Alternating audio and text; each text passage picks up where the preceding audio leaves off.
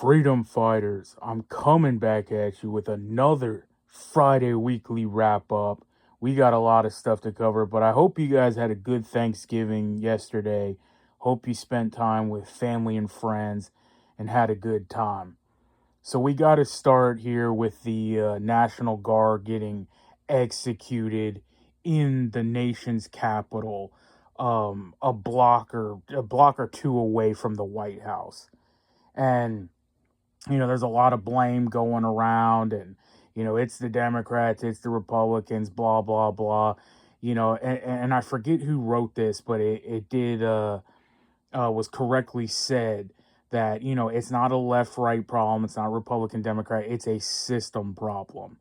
And yeah, Biden let them in, plane loads of these people in on cargo planes that there's that picture that Trump was showing, and these planes can hold 20 plus Humvees and tanks and pallets of munitions and all that stuff. So I can't really gauge how many people are in there, but at least hundreds, if not 1,000 or a couple thousand.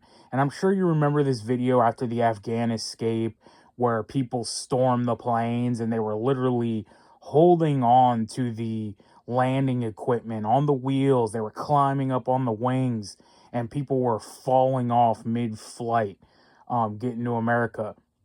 And then Biden let them all in, unvetted.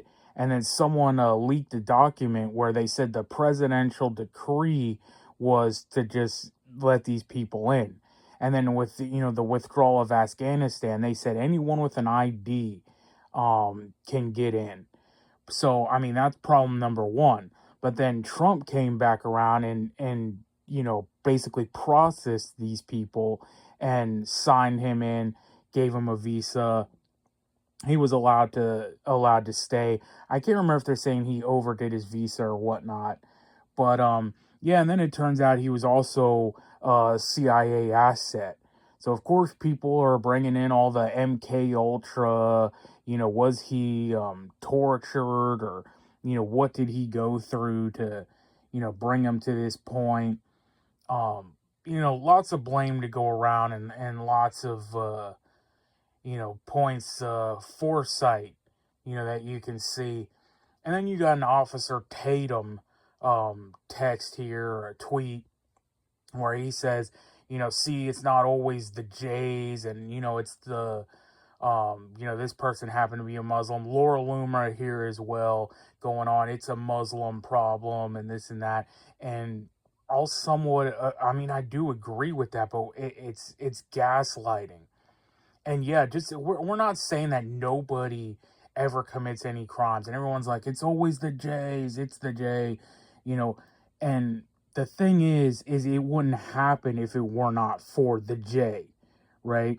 When these Muslims commit crime and they're taking over cities, I believe it was Carl Higbie that just did a documentary, and they went into Dearborn, Michigan, and showed the demographics of, that city. Ilhan Omar winning elections. Everyone in that district is pretty much running. I believe one of the people that won a position, he was a white guy, but he speaks Somalian, because he knows his audience. He knows, what it is. So again, none of this would be happening if it wasn't for the policies enacted by these J organizations. I believe it was an APAC organization, or it was some, I forget the exact name. It was like a Jewish coalition or something that lobbied on behalf of bringing in the Afghan refugees. So yeah, we know that Muslims commit crimes. We know that they're not compatible with our society and that they're against us.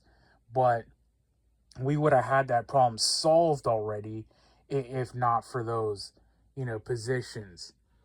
But, a main thing I wanted to talk about when it happened was, I think I did a video after Charlie Kirk's assassination, and I was called SHTF is already here.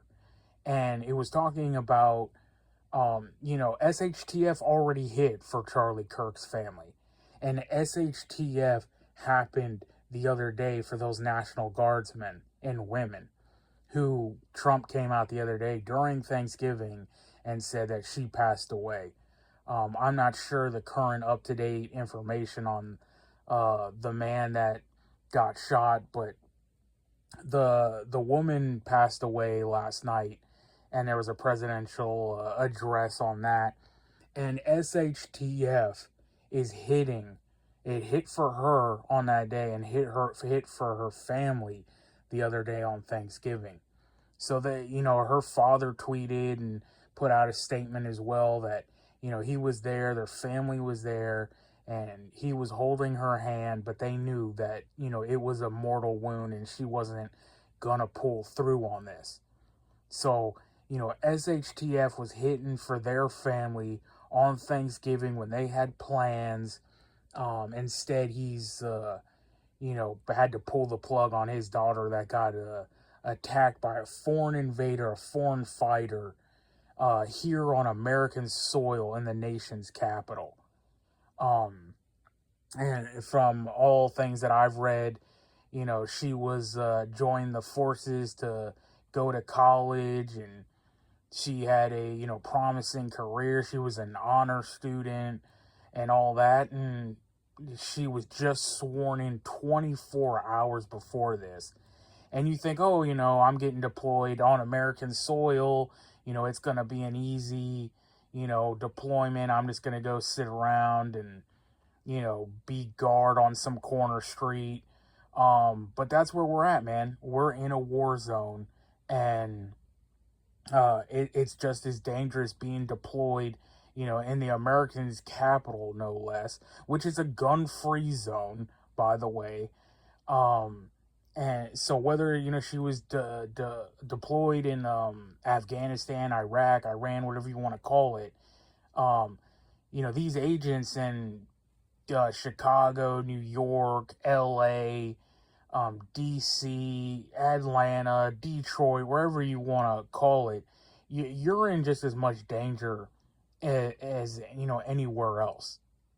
And then you have, your MSNBC and CNN and all these channels calling out like, oh, well, in support of it.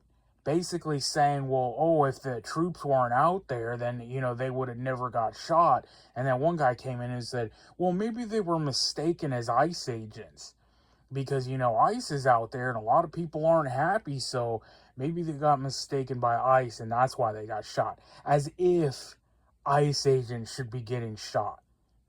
And Tom Homan came out and said, whatchamacallit? I said that cartels have put out hits and rewards for taking out ICE members. What's her name? I think Sarah Adams was on the Sean Ryan show saying that they have sleeper cells in all 50 states. Thousands of sleeper cells and getting ready to be activated. And where everyone always says, oh, it's just a lone wolf. He went crazy. Who knows? His, CIA, MK Ultra programming or something. And he was a lone wolf. They try to push that. But then it came out that searches for his name were spiking before the event ever happened.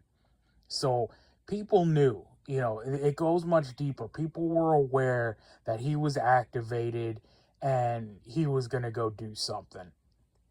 And is, Pam Bondi and freaking Cash Cross-Eyed Retard Patel going to do anything? Dan Bongino, which is the only one I'm really disappointed in because I actually, liked him and had some faith that he was going to do something. But it turns out he's just as much as a coward or, who knows what he's doing, but he ain't doing anything either. And, people are starting to get it. I saw a lot of people posting the, oh, Trump's mean tweets, and we're going to get a bunch of mean tweets, but no action. And I saw people posting a meme of J.D. Vance where it's like, we're not going to do fucking anything. And that seems to be, the all-encompassing, all-around position of this administration. And then I saw a lot of, angry tweets from, a lot of prominent, um, people. It was ALX put out something that was like, Trump is now going to go scorched earth. And under those comments, people were like, nah, probably not. They killed Charlie Kirk.